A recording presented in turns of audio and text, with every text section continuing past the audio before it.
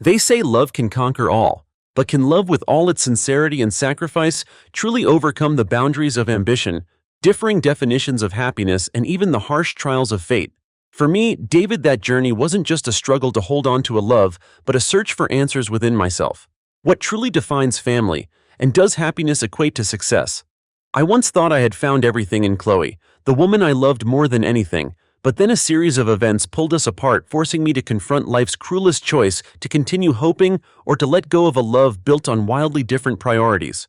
I believed I would find my own symphony, but then I realized sometimes the most beautiful symphony is a broken one, leaving lingering discordant notes forever. I'm David. Since I was a little boy in Chicago, I've loved the smell of flour, the sizzle of hot oil in a cast iron pan, and the feel of fresh ingredients. I didn't dream of skyscrapers, millions of dollars on Wall Street, or powerful positions in giant corporations.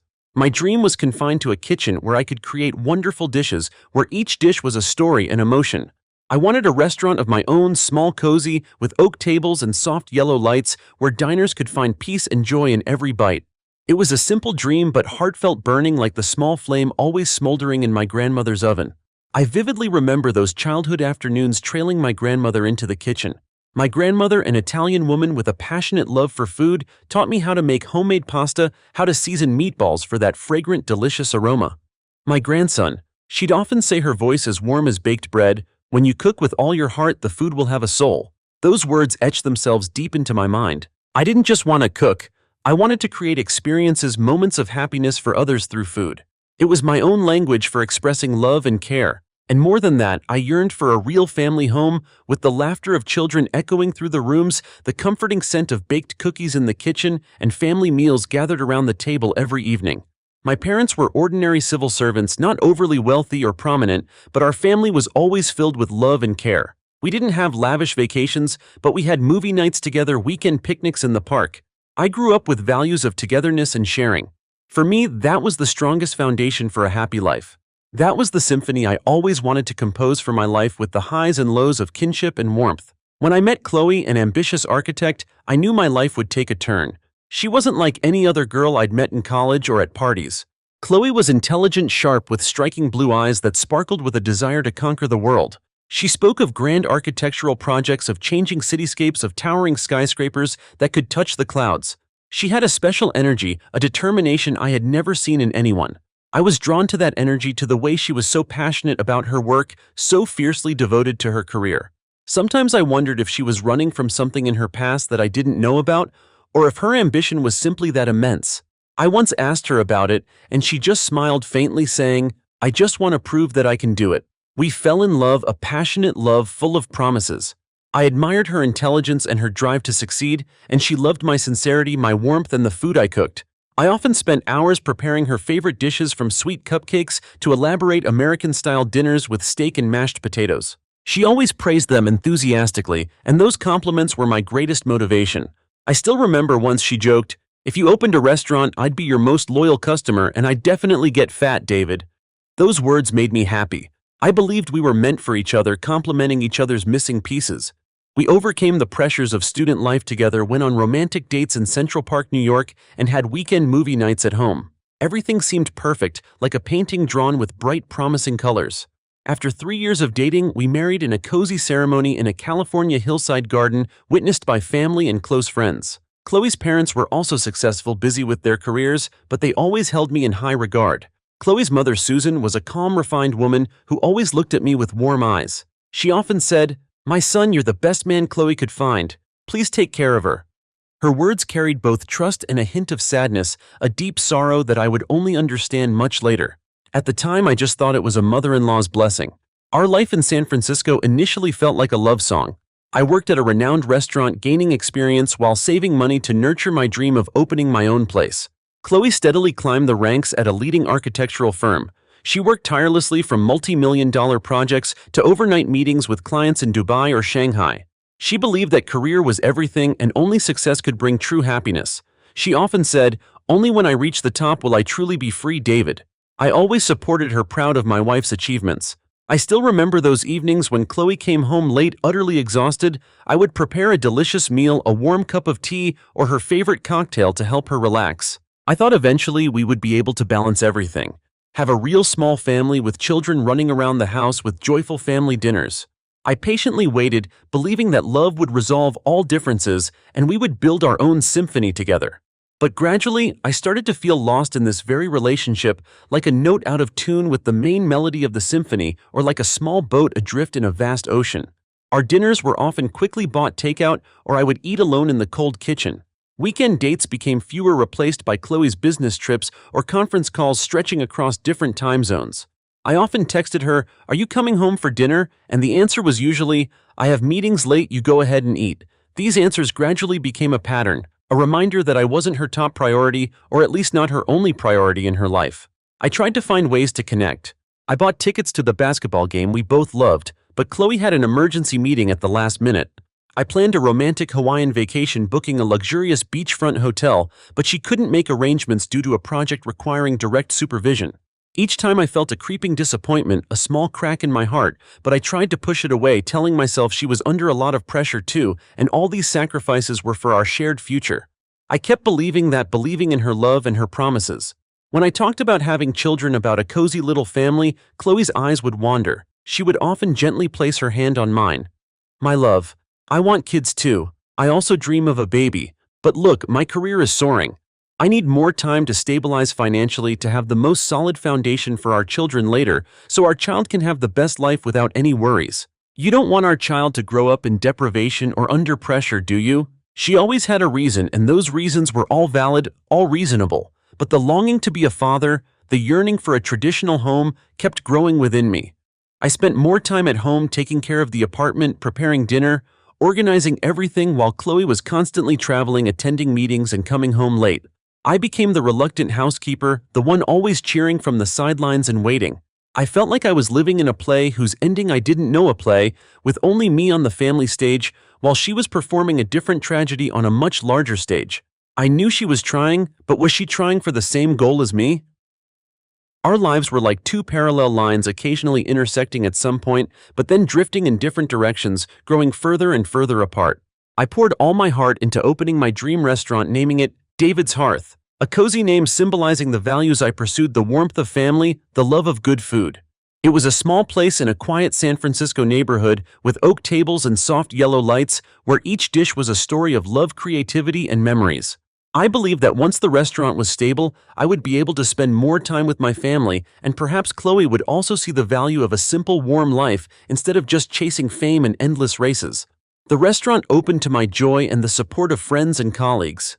In the early days, everything was wonderful. Diners loved my dishes, from truffle mushroom pasta to American BBQ ribs with my family's secret recipe. Reviews in local newspapers and on social media were all positive. I started to see my dream take shape, feeling truly happy doing what I loved and bringing joy to others. I was confident that I had found my own note in the symphony of my life. However, just as my restaurant found its rhythm, Chloe received the biggest project of her career, designing a multi-billion-dollar commercial and residential complex in Manhattan, New York. This project was iconic. It would define her future in the industry and could elevate her name to new heights. She was thrilled, seeing it as a golden opportunity not to be missed.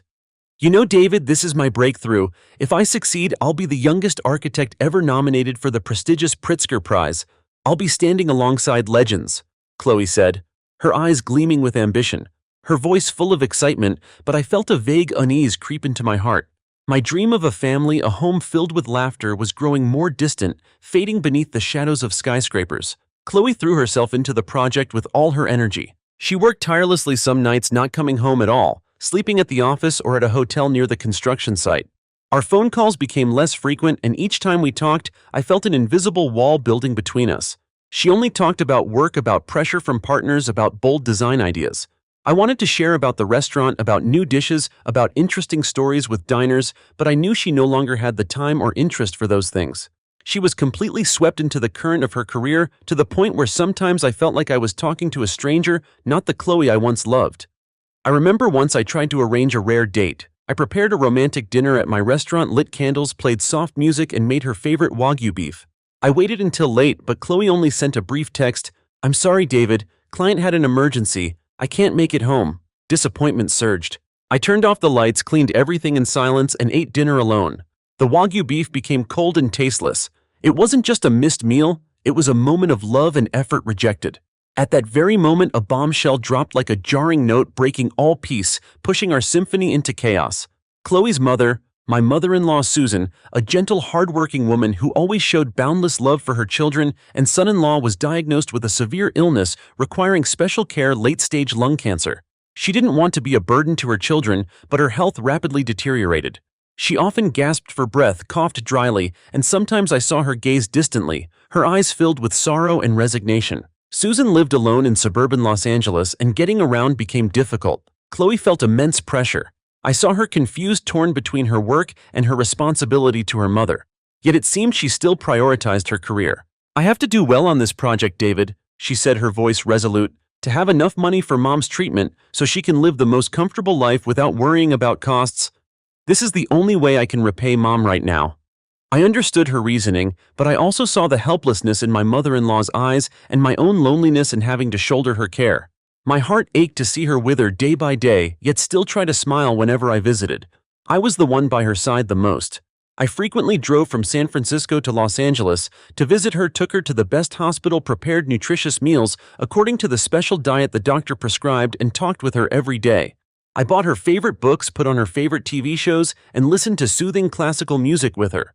I learned how to give her injections, change bandages, and even massage her to ease her pain. When she weakened, I would call or text Chloe, begging her to visit her mother, even if just for a few hours. "Honey, I can't come home. The project is in a critical phase. If I'm not there, the whole team will be affected and all our efforts will be wasted. Besides, I'm preparing for the most important presentation of my life. Please take care of Mom for me. I'll send money, just hire the best help for her. Don't spare any expense." Her voice over the phone was always tired, but also very resolute, as if she were facing a life-or-death battle she couldn't afford to lose. I felt exhausted, and a lonely emptiness crept into my marriage. I wondered if I was alone in this relationship. Did Chloe still see me, or was I just a part of her perfect plan, a powerful but invisible supporter? The pressure intensified as my family and close friends started asking about having children. "You two have been married for so long, why don't you have a baby? Mom wants to hold a grandchild, David." My mother said, her voice full of anticipation, every time I called home to Chicago. I could only sigh. I loved children. I loved the idea of a cozy little family, a real home. I wanted a child to teach them how to bake, how to tell stories through food. I dreamed of weekend mornings with my child baking pancakes and reading fairy tales. But for Chloe, that was still a luxury, a burden. She was busy flying everywhere, attending social parties, architect events, building connections. She wanted to build an empire of her own, an architectural legacy. I began to wonder if Chloe and I were on the same path, or if we were heading in two completely different directions. Our love symphony was going out of tune, and I didn't know what to do to bring it back, or if it could ever come back. Our arguments were no longer fiery verbal battles, but tired dialogues filled with differing life philosophies. I talked about my loneliness, my desire for a complete family, for warm shared meals that I had prepared only to eat alone. I told her heartwarming stories from the restaurant, about old couples holding hands at dinner, about families gathered around the table. I wanted her to see how simple happiness could be and that it lay in small, genuine moments. But Chloe talked about work pressures, piling deadlines, multi-billion-dollar projects, the dream of being enshrined in architectural history, and the need to seize opportunities because time waits for no one. She talked about the fierce competition in the industry, about having to overcome barriers for a woman to stand at the highest position. She once told me about times she was looked down upon, underestimated, simply for being a woman in architecture or because of her family's humble origins. Perhaps that was part of the reason she yearned for success so deeply, to prove to everyone that she was worthy, so no one could ever look down on her again. But she didn't see that in that race, she was losing the most precious things. One afternoon, when I was at my mother-in-law's house, Susan suddenly became more lucid than usual.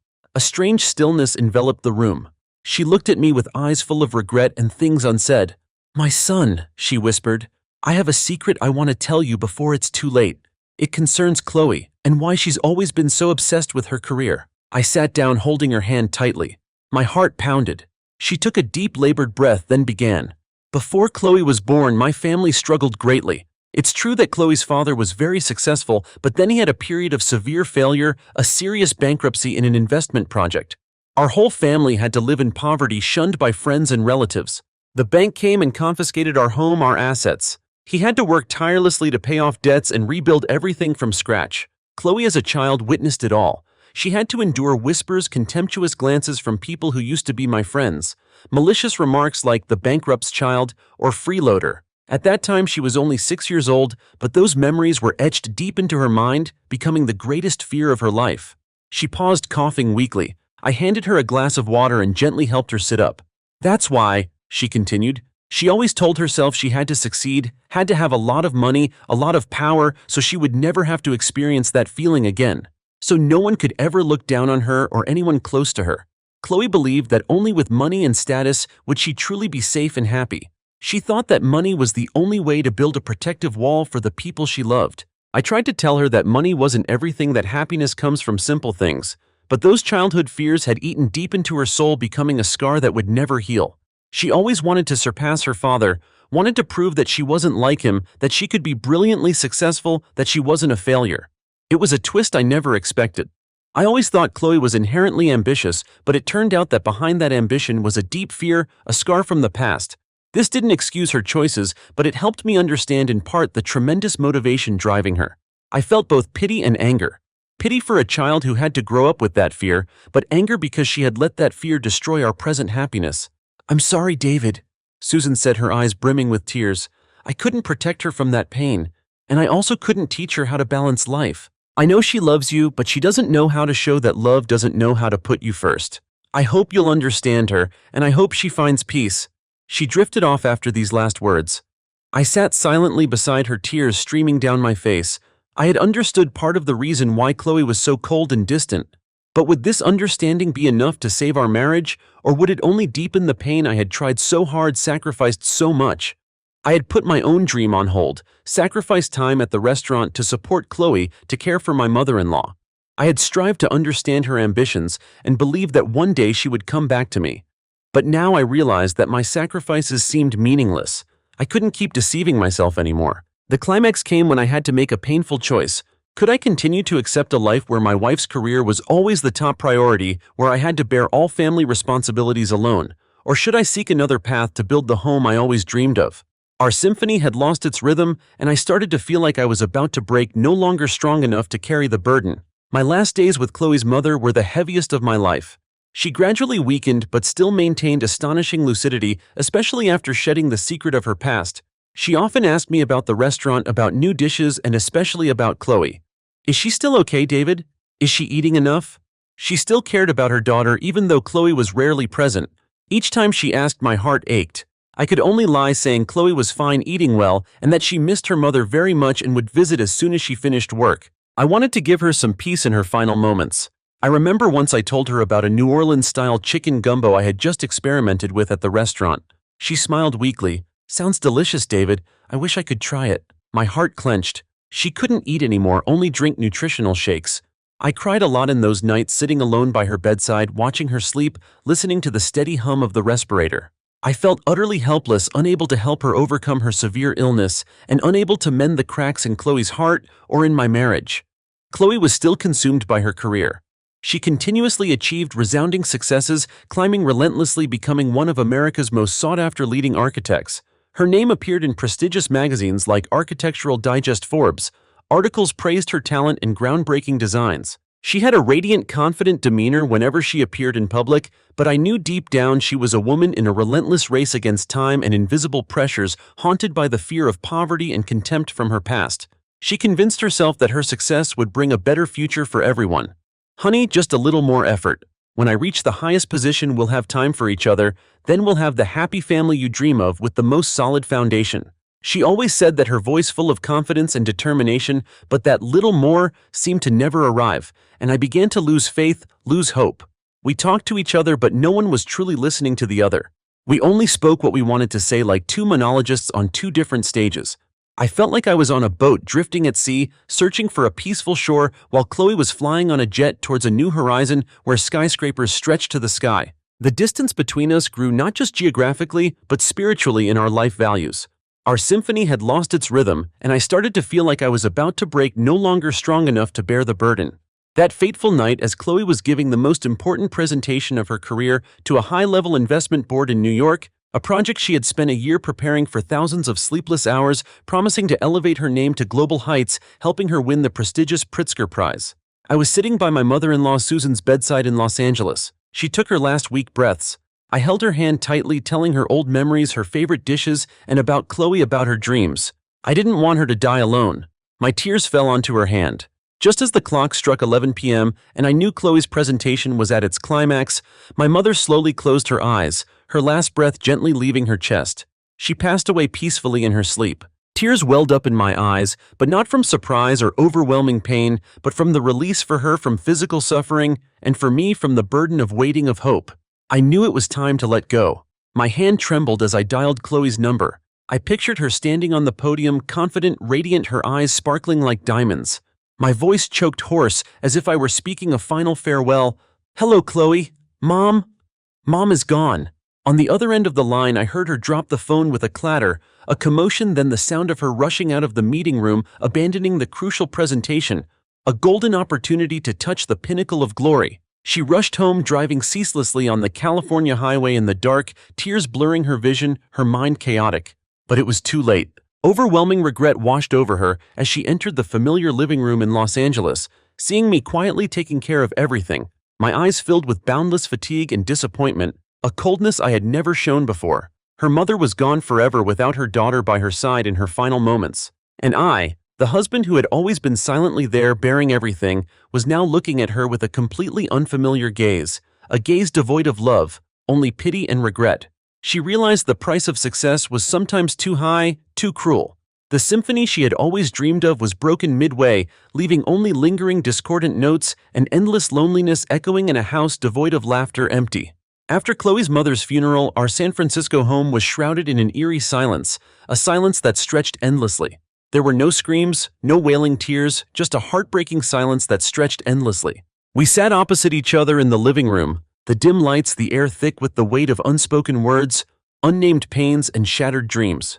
"Chloe," I said, my voice tired, hoarse, but resolute, as if each word was a cut to my own heart. "I tried my best.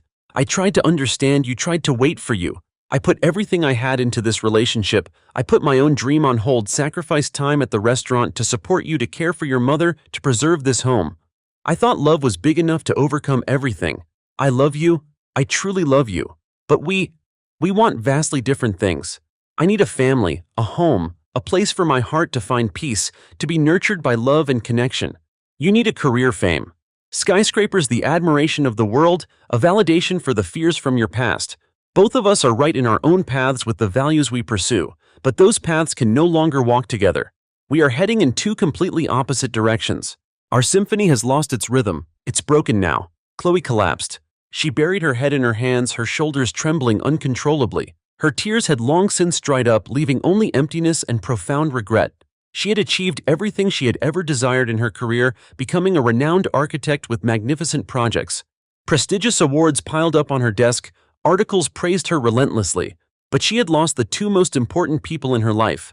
Her mother was gone forever, without a final moment with her daughter, and I, the man who had always been there for her, silently sacrificing, now also decided to let go. She realized the price of success was sometimes too high, too cruel.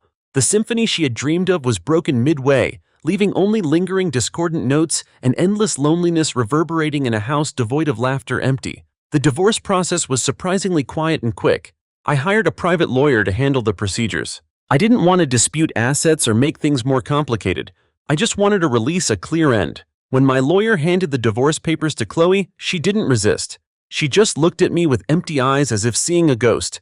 I could see the exhaustion in her eyes and a bitter acceptance. Perhaps she too had realized that this marriage had died long ago, and now it was just time to formally bury it. We met for the last time at the lawyer's office to sign the papers. No words, no touch. Just dry signatures on a legal document, stamping an end to a love, to a dream. As I left the office, I felt a strange emptiness, but at the same time an unexpected lightness. The burden I had carried for so long was finally lifted. I left. I decided to sell my restaurant, David's Hearth, to a trusted close friend. I no longer had the strength to continue it, no longer had the heart to create loving dishes. I used the money to travel the world, starting with small towns in Europe where I could learn more about cuisine, but most of all to find myself again, to rediscover the true values of life that I had lost in the endless race with Chloe. I wanted to find the meaning of happiness, of peace. Before I left, I sent Chloe one last letter. The letter contained only one sentence: "I hope one day you find true happiness, Chloe." Chloe finally reached the pinnacle of her career, becoming a renowned architect with magnificent structures spanning major cities. She had all the money, fame, and admiration from colleagues and the public. She bought a larger penthouse in the heart of New York with sweeping views of the entire city. She could buy anything she wanted, go anywhere. The prestigious awards she once dreamed of now lay cold and silent on her shelves. Every night in the vast and cold apartment overlooking the glittering city lights, she found herself utterly alone. Parties and accolades were merely a superficial facade that couldn't fill the void within her. Her mother's laughter, David's warmth, the smell of baked cookies, the simple family meals she had once missed, all were now distant memories, shattered pieces of a dream that had fallen apart. She understood that no success, no fame could fill the emptiness in her heart. The symphony of her life had lost its warm, comforting notes, the sounds of family and simple happiness, leaving only the grand but cold melodies of ambition and loneliness echoing endlessly in the empty space. She had won in her career, but lost in her life, a failure she could never compensate for. This is my story. What do you think about Chloe's choices and the outcome for David's life? Was there another way for them to find happiness? Or was this an inevitable conclusion when two paths were so different and one person was haunted by fears from the past? Sometimes letting go is the best way to find peace, no matter how painful it is. Please leave your comments below. Share your thoughts on this story.